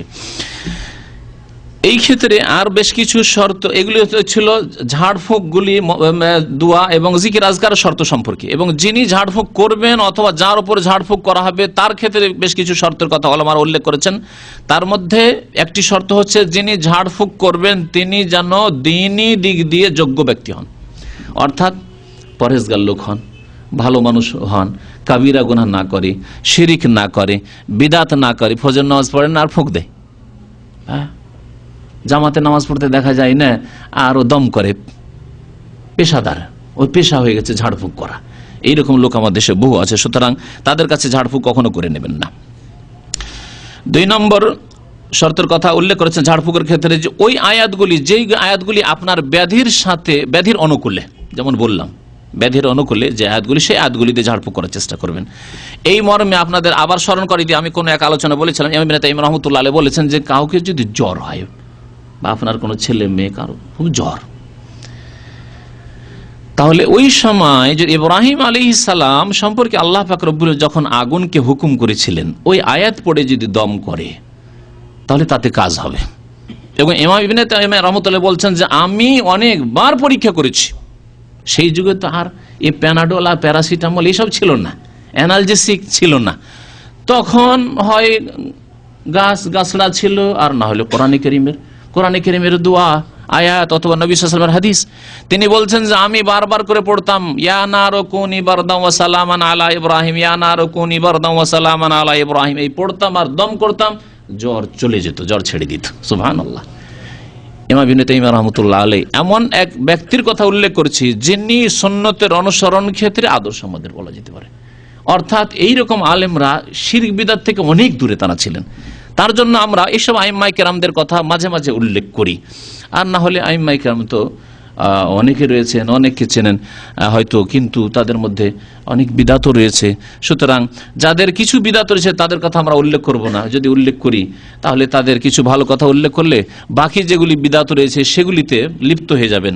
এই জন্য আমরা মাঝে মাঝে ওইসব আইম্মায়ে কেরামদের কথা উল্লেখ, ইমাম আবু হানিফা, শাফি, মালিক, আহমদ, ইমাম বুখারী, মুহাদ্দিসিনে কেরাম যারা রয়েছেন, ইমাম ইবনে তাইমিয়া, ইবনুল কাইয়িম, তাদের কথা উল্লেখ করা যেতে পারে, কারণ এরা কোরআন সুন্নাহর উলামায়ে কেরাম। বর্তমান জামানায় আল্লামা ইবনে বাজ রহমতুল্লাহ আলাইহি, ইবনে উসাইমিন রহমতুল্লাহ আলাইহি, নাসিরুদ্দিন আলবানী, এদের কথা উল্লেখ করা যেতে পারে, কারণ এরা কোরআন সুন্নাহর উপর আমল করা প্রাণ চেষ্টা করেছেন, কোরআন সুন্নাহর রাস্তা দেখাবার মানুষকে চেষ্টা করেছেন। তারপরে রোগী সম্পর্কে, যাকে দম করছেন তার সম্পর্কে বলছেন যে তার ঈমানদার এবং নেক হওয়া তার চিকিৎসার ক্ষেত্রে দ্রুত প্রতিক্রিয়া করবে। যদি সে নামাজি হয়, দিনদার হয়, তার বাড়িতে হারাম জিনিস না থাকে, টিভি, ফিল্ম এসব না থাকে, ছবি ঝুলানো না থাকে, আর নামাজের পাবন্দ হয়, হারাম থেকে বেঁচে থাকে, সুদ থেকে, ঘুষ থেকে, হারাম খাওয়া থেকে বেঁচে আছে, জুলম অত্যাচার থেকে বেঁচে আছে, তাহলে এই ক্ষেত্রে কাজ হবে। কারণ আল্লাহ পাক কোরআনে কারীমে যে আয়াতে বলেছেন ওয়া নুনাজ্জিলু মিনাল কোরআনি মা হুয়া শিফাউন ওয়া রাহমাতুল লিল মুমিনিন, ওর পরে কি বলেছেন? কোরআনে শিফা রয়েছে এবং মুমিনদের জন্য রহমত রয়েছে। আর জালেমদের ক্ষেত্রে আল্লাহ পাক কি বলেছেন? ওয়ালা ইয়াজিদুজ জালিমিনা ইল্লা খাসারা। আর কোরআন দিয়ে জালেমদের কি হবে? ক্ষতি হবে। তো যেই ব্যক্তি বেনামাজি আর আপনার কাছে ঝাড়ফুঁক করে চায়, যেই ব্যক্তি সুদ খায় আর ঝাড়ফুঁক করে চায়, যে শিরক বিদআত করে আর ঝাড়ফুঁক করে চায়, জালেম।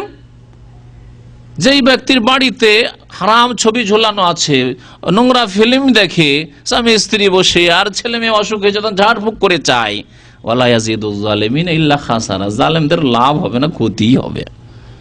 জালেমদের লাভ হবে না, ক্ষতিই হবে। ওয়ালা ইয়াজিদুজ জালিমিনা ইল্লা খাসারা। এই জন্য প্রথম দেখবেন যে সৎ লোক কিনা, যদি সৎ লোক না হয় তাহলে তাকে নসিহত করবেন, উপদেশ দেবেন যে ভাই হারাম ছাড়তে হবে, নামাজ পড়েন, প্রথম কথা 5 ওয়াক্ত নামাজ পড়তে হবে, মাজারে যান না, শিরক বিদআত তো করেন না, কবরে চাদর চড়াইতে তো যান না, ওরসের মেলায় তো যান না, আর ওখানে হাসি মুরুক তো জবাই করেন না, যদি করেন বিরুদ্ধে তওবা করতে হবে। তাবিজ তো নেই শরীরে, তাবিজ, হ্যাঁ এটা গুরুত্বপূর্ণ বিষয়, তাবিজ নিয়ে আছে আর আপনাকে বলছে দম করে দেন, না কখনো করবেন না, বলছে তাবিজ ছিঁড়ে ফেলতে হবে, তাবিজ ছিঁড়ে ফেলেন, দম করবো তাহলে, কারণ আপনি শিরক নিয়ে আছেন। আর তামাইম ও শিরকুন, তাবিজ হচ্ছে শিরক। এ সম্পর্কে বিস্তারিত আলোচনা হয়েছে কয়েক সপ্তাহ আগে, আপনারা অধিকাংশ জানেন হয়তো। আর এইরকমই যদি পাপ থাকে বাড়িতে ঝাড়ফুঁক করার জন্য আপনাকে ডেকেছে হয়তো, অথবা জানতে পেরেছেন যে ওর বাড়িতে ছবি ঝুলানো আছে, ওর বাড়িতে ডিশ লাগানো আছে, আর ব্লু ফিল্ম দেখে, খারাপ ছবি দেখে, নসিহত করবেন, আরাম থেকে বাঁচতে হবে। তো তাহলে আল্লাহ পাক রব্বুল আলামিন এই ঝাড়ফুঁকে তার বরকত দান করবেন। এবং ঝাড়ফুঁকের ক্ষেত্রে ঈমান থাকতে হবে দুইজনের, যিনি ঝাড়ফুঁক করছেন, দম করছেন, এবং যার দম করা হচ্ছে। বিআন্নাল কোরআন শিফা ওয়া রাহমা ওয়া ইলাজুন নাফি ফালা ইউকাবিল আয়াত আলা সাবিল তাজরিবা। একটি কথা বললাম যে পরীক্ষামূলক বলবে না, যে দেখি একটু টেস্ট করে, সূরায় শুনছি যে সূরায় ফালাক আর নাস দিয়ে জাদুর চিকিৎসা, দেখি একটু ট্রাই করা হয় কিনা। শুনেছি সাপে দংশন করেছে, শুনেছি নাকি সূরা ফাতিহা দিয়ে দম করলে নাকি বিষ নেমে যায়, একবার টেস্ট করে দেখি তো, ট্রাই করে হয় কি হয় না। আর যদি না হয় তো হাসপাতাল যাব না, খবরদার হবে না, এইরকম করবেন না। আর তারপরে মনে করবেন না যে যিনি চিকিৎসা করছেন তার তাসির তার দ্বারা হয়ে যাবে, এই কথা মনে করবেন না। তার বরকতের কথা মনে করবেন না, বরং তিনি মনে করবেন যে মাধ্যম, আমি ঝাড়ফুঁক করতে পারি যদি আমি সৎ হই তাহলে। কিন্তু যদি সৎ লোকের কাছে ঝাড়ফুঁক করে নেন, ভালো কথা ঝাড়ফুঁক করে নেন, আল্লাহ পাক রব্বুল আলামিন শেফাদাতা, এই খেয়াল রাখবেন। ঝাড়ফুঁক দম যখন করবেন তখন সেই ক্ষেত্রে দ্রুত কাজ হওয়ার জন্য এবং যেসব কারণ উপায়গুলি যদি থাকে তাহলে ফল বেশি পাওয়া যাবে, তার মধ্যে একটি হচ্ছে ফজরের নামাজের হেফাজত করা। বাড়িতে আপনার রুগী আছে আর দম করতে চাইছেন আপনি, অথবা কাউকে দিয়ে দম করেছেন, মনে রাখবেন যদি দ্রুত কাজ চান এবং ভালো ফল চান তাহলে ফজরের নামাজের হেফাজত করবেন। বা অনিষ্ট থেকে এখনো বিপদ আসেনি কিন্তু আসতে পারে আশঙ্কা করছেন, তাহলে যদি হেফাজতে থাকতে আল্লাহ পাকের, তাহলে ফজরের নামাজের হেফাজত করতে হবে। দলিল নবী সাল্লাল্লাহু আলাইহি ওয়াসাল্লামের হাদিস, মান সাল্লা সুবহা ফাহুয়া ফি জিম্মাতিল্লাহ, যেই ব্যক্তি ফজরের নামাজ পড়লো সেই ব্যক্তি আল্লাহ পাকের হেফাজতে থাকলো, আল্লাহ পাকের হেফাজতে থাকলো। নবী সাল্লাল্লাহু আলাইহি ওয়াসাল্লাম আরেকটা হাদিসে বলেছেন, মান সাল্লা সুবহা ফি জামাতিন, ফজরের নামাজ কেউ যে জামাতে পড়ে তো ফাকান্নামা সাল্লাল লাইলা কুল্লাহ, সারা রাত যেন তাহাজ্জুদ পড়লো, সে সারা রাত তাহাজ্জুদ পড়লো। নিজে, এর আগে বলেছিলাম, নিজে ঝাড়ফুঁক করার চেষ্টা করতে হবে। যদি নিজে না পারেন তাহলে আপনার হয়তো ছেলে একটা আলেম আছে অথবা হাফেজ আছে, কোরআন মুখস্থ রাখে, আপনার চাইতে ভালো কোরআন তেলাওয়াত করে, আর ছেলে তার পাপ ওই রকম নেই, তাহলে তাকে দিয়ে আপনি ঝাড়ফুঁক করান।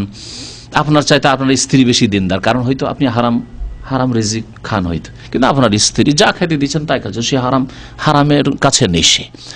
তাহলে আপনি ভাববেন না যে আপনি তার চাইতে ভালো, আপনার চাইতে আপনার স্ত্রী ভালো, আপনার চাইতে আপনার স্ত্রী নেক, কারণ সে হারাম উপার্জন করতে যায়নি। আপনার ফরজ দায়িত্ব হচ্ছে তাকে হালাল রিজিক দেওয়া। আপনি কোথা থেকে দিচ্ছেন কাল কিয়ামতের জবাবদেহি আপনি করবেন আল্লাহ পাক রব্বুল দরবারে। সুতরাং আপনার স্ত্রী দম করুক, এমন ভাবিয়েন না যে আমার স্ত্রী দমে বা কি হবে, ফুঁক দেওয়ায় কি হবে, অথবা আপনার স্ত্রী যেন এই কথা না ভাবে, মা বোনরা যেন এই কথা না ভাবেন যে আমাদের দমে আর কি হবে, আমার ছেলে অসুখ হয়েছে। না, আপনার দমে হবে ইনশাআল্লাহ, কারণ আপনার দম নয়, এটি কোরআনে কারীম, আল্লাহ পাকের কালাম, কোরআনে কারীম আয়াত পড়ছেন, নবী সাল্লাল্লাহু আলাইহি ওয়াসাল্লাম হাদিস পড়ছেন। সুতরাং আপনার ঈমান মজবুত রেখে দম করবেন। আল্লাহ পাক যেন তৌফিক দান করেন, আল্লাহ পাক যেন নেক আমলের তৌফিক দান করেন, আল্লাহ পাক যেন গুনাহ খাতা আমাদের মাফ করেন, আল্লাহ পাক আমাদেরকে বালা মুসিবত থেকে, বিপদ আপদ থেকে, শারীরিক মানসিক সার্বিক আযাব থেকে আর বালা থেকে আল্লাহ পাক যেন আমাদের হেফাজতে রাখেন। আল্লাহ পাক রব্বুল আলামিন যেন যেসব ভাইরা রোগাক্রান্ত তাদেরকে আল্লাহ পাক শিফা দান করেন। আল্লাহ পাক রব্বুল আলামিন যেন আমাদেরকে শিরক বিদআত থেকে বেঁচে থাকার তৌফিক দান করেন। আল্লাহ পাক রব্বুল আলামিন দুনিয়াতে যতদিন রাখবেন আল্লাহ ঈমান এবং সৎ আমলের উপর রাখেন, আর শেষখানে আমাদেরকে লা ইলাহা ইল্লাল্লাহর শাহাদাত দেওয়ার জন্য তৌফিক দান করেন। আমিন ইয়া রাব্বাল আলামিন। ওয়া সাল্লাল্লাহু আলা নবিয়িনা মুহাম্মদ ওয়া আলা আলিহি ওয়া সাহবিহি আজমাইন। এক ভাই প্রশ্ন করেছেন, তাবিজের ভিতরে কোরআনের আয়াত লিখে শরীরে বেঁধে রাখা যাবে কিনা? তাবিজ সম্পর্কে আলোচনা গত 2-3 সপ্তাহ হয়ে গেছে এবং রেকর্ড হয়ে আছে, ওই আলোচনা নিয়ে নেবেন। তাবিজ কোরআনি হোক আর গায়ের কোরআনি হোক, কোনোটাই জায়েজ নয়। জি হ্যাঁ। আরেকটি প্রশ্ন করেছেন এই সাথে, যে ঢিলা কুলুক সম্পর্কে কিছু বলবেন কি? নতুন লোকে ভাই আমি জানি। ঢিলা কুলুক যদি পানি না থাকে তো ঢিলা কুলুক নেবেন, পানি যদি না থাকে সেই ক্ষেত্রে ঢিলা কুলুক, অথবা পানি আছে কম অল্প সেই ক্ষেত্রেও ঢেলা কুলুক, তাহলে দুটি ক্ষেত্রে হলো। পানি আছে কিন্তু কম, এর পানিটার প্রয়োজন হইতে পারে খাওয়া দাওয়ার ক্ষেত্রে, উজু করার ক্ষেত্রে প্রয়োজন হইতে পারে, তখন ঢিলা কুলুক নেন। অথবা দেখেন যে পেশাব পায়খানা দূর পর্যন্ত ছড়িয়ে গেছে, এখন পানি তো অনেক পানির প্রয়োজন, সুতরাং একটু হালকা করার জন্য ঢিলা কুলুক নেন, তারপরে পানি দিয়ে ধন। কিন্তু সব সময় ঢিলা কুলুক তারপরে আবার পানি, এটা সুন্নত তরিকা নয়, এটা সুন্নত তরিকা নয়।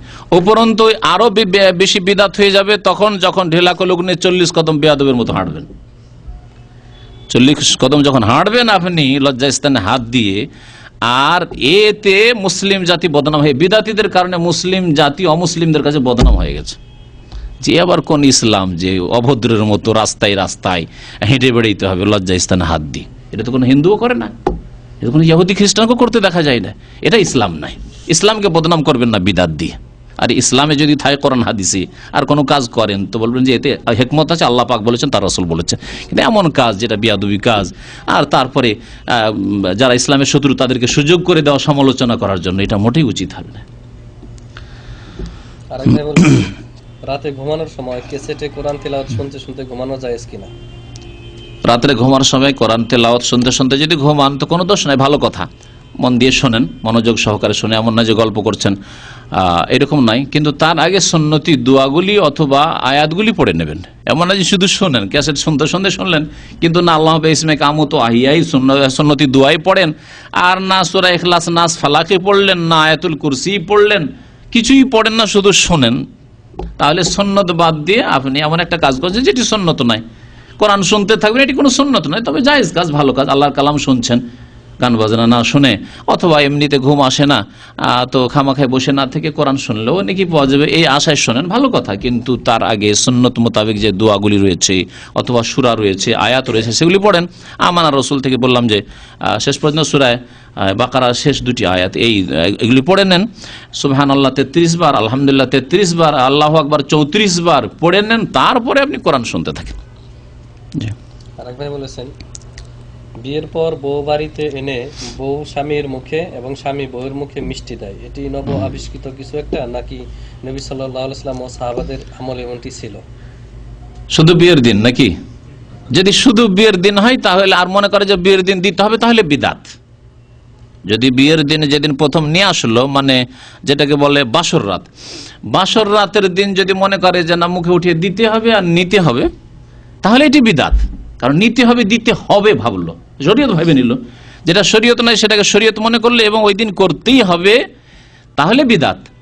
আর যদি সারা জিন্দেগি প্রতিদিন ওকে খাইয়ে দেয়, ওকে খাইয়ে দেয়, তো কোনো অসুবিধা নেই, ভালো কথা, ভালোবাসা বাড়বে, কোনো দোষ নেই।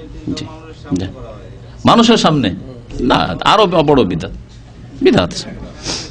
এই ধরনের কাজগুলি নির্জনে করবে, নয় যে বাবা মায়ের সামনে বেহায়া হয়ে, শ্বশুর শাশুড়ির সামনে নির্লজ্জ হয়ে, না, এরকম নয়। যদি করতেই হয় প্রেম ভালোবাসা বাড়াবার জন্য, জায়েজ প্রেম ভালোবাসা বাড়ানো ভালো কথা, কিন্তু জায়েজ তরিকে বাড়াবে।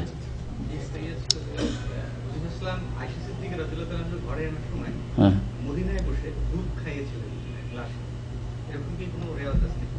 দুধ খেয়ে, দুধের পেয়ালে দুধ খেয়ে তারপরে দিয়ে দেওয়া। হ্যাঁ,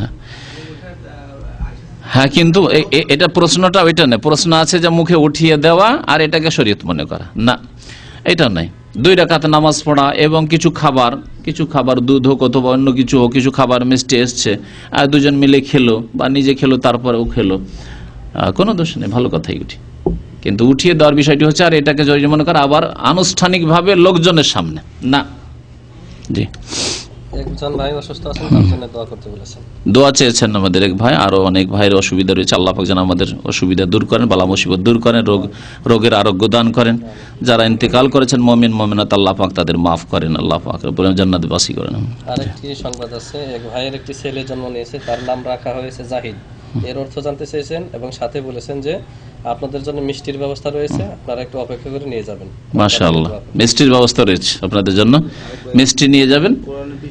আর জাহেদ নাম রেখেছেন, বলছেন জাহেদ মানে হচ্ছে দুনিয়া বিমুখ, আখেরাত মুখী, যারা দুনিয়ার লোভী নয়। জোহদ, হাদিসের কিতাবে বাবু জোহদ, জোহদের অধ্যায় একটা আছে, তিরমিজিতে আছে, বিভিন্ন হাদিসের কিতাব। ইমাম আহমদ বিন হাম্বলের একটি কিতাব, হাদিসের কিতাবের নামই হচ্ছে কিতাবুজ জোহদ। তো জোহদের উপর আইম্মা কেরাম লিখতেন। সেই জামানা এই বিদাত, এই সুফিবাদের পীর মুরিদের বিদাত ছিল না, যেটাকে মনে করা হচ্ছে আধ্যাত্মিকতা, বিদাতি আধ্যাত্মিকতা। এই বিদাতি আধ্যাত্মিকতার উত্তম বিকল্প হচ্ছে জোহদ, মানে আখেরাত মুখী হওয়া, পরকালমুখী হওয়া, পরকালের জন্য বেশি বেশি চিন্তাশীল হওয়া এবং ওর জন্য নেক আমল করা, বেশি বেশি নফল ইবাদত বান্দেগী বাড়ানো, নফল রোজা, নফল নামাজ, আর আল্লাহ পাকের জিকির আজকার, দান খায়রাত ইত্যাদি। এটা হচ্ছে জোহদ, এহসান, এগুলি শরীয়তে আছে। আর সুফিবাদ ইসলামে নেই, যে সুফিবাদে আজকাল ডুবে গেছে মুসলিম জাতির অনেকে। আরেক ভাই প্রশ্ন করেছেন যে এই মসজিদের কাতারের মধ্যে মাঝখানে পিলার রেখে দাঁড়ানো, সেটা কি রকম? মসজিদে যদি পিলার থাকে আর নামাজে দাঁড়াইতে হয়, আর দেখেন যে মসজিদ ছোট, লোকজনের সংখ্যা বেশি, তাহলে 2 পিলারের মাঝখানে দাঁড়িয়ে যাবেন। আর যদি দেখেন যে না মসজিদ ভর্তি কখনো হয় না, তাহলে 2 পিলারের মাঝখানে কাতার লাগাবেন না। সাহাবায়ে কেরামরা বলছেন কুন্না নাত্তাকি মিনহাজা আলাহাদে রাসূলিল্লাহ, আল্লাহ রাসূলের জামানে আমরা এই খুঁটি থেকে বাঁচতাম, খুঁটির মাঝখানে কাতার লাগাইতাম না, নামাজ পড়তাম না। তাহলে বাঁচার চেষ্টা করবেন। এই জন্য দেখা যায় অনেকে বাঁচার চেষ্টা করে, কিন্তু দেখা গেল যে না, লোকজন অনেক আসছে, এখন যদি এখানে একটা কাতার বাদ দিয়ে দিই খুঁটির জন্য, তাহলে জায়গা হবে না, রাস্তায় নামাজ পড়তে হবে না। রাস্তায় নামাজ পড়ার চাইতে 2 খুঁটির মাঝখানে নামাজ পড়া ভালো। জি। আর এক ভাই প্রশ্ন করেছেন যে আমার স্ত্রী থেকে কতদিন পর্যন্ত দূরে থাকতে পারবো, আমি বিদেশে আছি, তাতে শরঈ হুকুম কি? স্ত্রী থেকে কতদিন দূরে থাকতে পারবেন? 4 মাস পর যদি যেতে পারেন সবচেয়ে ভালো। 4 মাস বিনা অনুমতিতে থাকতে পারবেন বাইরে। হাফসা রাদিয়াল্লাহু তাআলা আনহাকে নবী সাল্লাল্লাহু আলাইহি ওয়াসাল্লামের বিবি উমর রাদিয়াল্লাহু তাআলা খেলাফতের জামানায় নবী সাল্লাল্লাহু আলাইহি ওয়াসাল্লাম ইন্তেকালের পরে জিজ্ঞাসা করেছিলেন যে আচ্ছা বলো তো মা, যে স্বামী কতদিন স্ত্রী থেকে দূরে থাকতে পারে? কারণ মুজাহিদিনদেরকে বিভিন্ন এলাকায় দূর দূরান্ত জিহাদের জন্য বর্ডারে পাঠাইতেন ওমর রাদিয়াল্লাহু তাআলার জামানায়, শাম দেশ বিজয়ের জন্য, পারস্য দেশ বিজয়ের জন্য, আজারবাইজান, উজবেকিস্তান ওই দিক। তো জিজ্ঞাসা করেছেন এই প্রশ্ন, তখন হাফসা রাদিয়াল্লাহু তাআলা একটু লজ্জা পেয়েছিলেন, বুঝছিলেন যে আব্বা আপনার মতো মানুষ আমাকে জিজ্ঞাসা করে। তো বুঝলেন না, তোমাকে বলতে হবে, কারণ নবী সাল্লাল্লাহু আলাইহি ওয়াসাল্লামের সাথে তুমি থেকেছো, বলতে হবে তোমাকে। তিনি বলেছিলেন যে 4 মাস। 4 মাস। আর ইলা কেউ যদি শপথ করে, রাগ করে যে আমি স্ত্রীর কাছে যাব না, সেখানে আল্লাহ কোরআনে 4 মাস বলেছেন, লিল্লাযিনা ইউলুনা মিন নিসাইহিম তারাব্বুসু আরবাআতি আশহুর। যারা নিজের বিবির সাথে রাগ করে কসম করবে যে যোগাযোগ রাখবো না, কথা বলবো না তোমার সাথে, 4 মাসের বেশি নয়। 4 মাস পরে হয় কথা বলবে, যোগাযোগ করবে, আর না হলে তালাক দেবে। 2-এর 1 করতে হবে। কোরআনে বলা হয়েছে ইলার কসমের কথা বলা হয়েছে। তো এই জন্য 4 মাস। তখন ওমর রাদিয়াল্লাহু তাআলা ঠিক আছে 4 মাস জিহাদ করবে মুজাহিদিনরা, আর 1 মাস যেতে লাগে রাস্তায়, শুধু শাম বা ওই যে সব এলাকা বর্ডার এলাকায় জিহাদের জন্য গিয়েছেন, আর 1 মাস ফিরে আসতে লাগে 6 মাস, তার বেশি নয়। তো 4 মাস অথবা 6 মাসের মধ্যে যদি ফিরে যেতে পারেন তো খুব ভালো কথা, বেশি অনুমতির প্রয়োজন নেই। এর বেশি যদি হয় তাহলে অনুমতি নিতে হবে, স্ত্রীর কাছে অনুমতি নিতে হবে এই ক্ষেত্রে অনুমতি।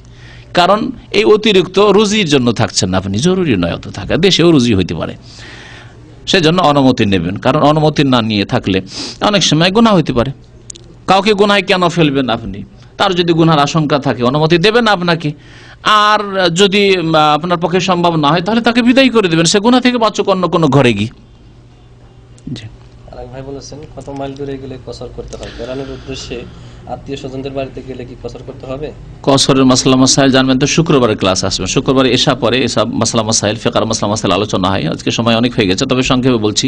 কসর সম্পর্কে 2টি মত আছে। একটা মত হচ্ছে যে 80 কিলোমিটার, 48 মাইল মানে 80 কিলোমিটার, এখান থেকে জোবাইল গেলেই কসর, তার রাস্তান্নরা কসর নয়, আব কি কসর কাছাকাছি, তবে নয় 80 কিলোমিটার। আর আরেকটি মত হচ্ছে 80 কিলোমিটার না, যেটাকে সফর বলা হয়, দেশাচার যেটাকে, যেই দেশে যেটাকে সফর বলা হয়। সৌদি আরবে 80 কিলোমিটার সফর বলা হয়, কিন্তু আমার দেশে হয়তো 50 কিলোমিটারকে সফর বলা হয়।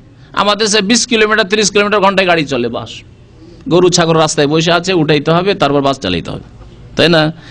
তো 20-30 কিলোমিটার 40 কিলোমিটার গেলে সফর হয়ে যায় আমার দেশে। কিন্তু এইখানে 40 কিলোমিটার তো এমনি বিচ ঘুরতে যাচ্ছে, আজিজিয়া যারা যায় হাফ মন 40 কিলোমিটার এমনি যাচ্ছে, 40-40-80 হয়ে যায় যাতায়াতে, এগুলি সফর নয়।